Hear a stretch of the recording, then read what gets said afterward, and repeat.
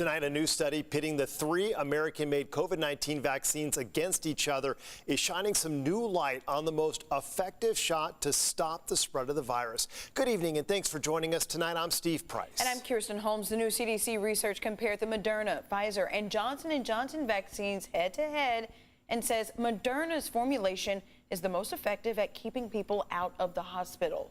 News 8's Regina Ahn spoke to a local doctor about what this means for the fight against COVID-19.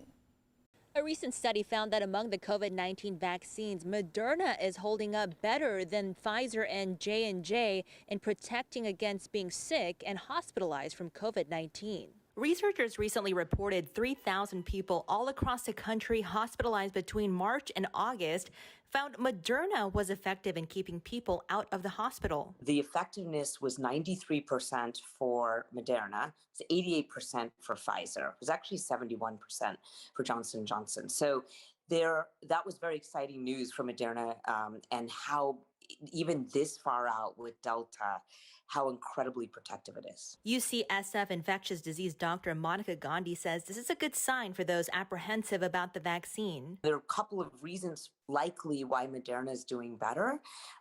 One is that it is a higher dose than Pfizer. It's 100 micrograms instead of 30 micrograms.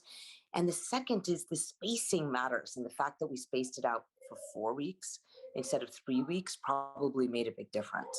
Gandhi says this is really pushing the dialogue towards the reason why you want to get vaccinated. These are so protective 8 months later for some people in the Delta variant in protecting you from hospitalizations. The study was done in 18 states and a wide variety of people. Gandhi says the main message is that all of the vaccines are important in fighting against COVID-19. All three of them showed really high levels of protection.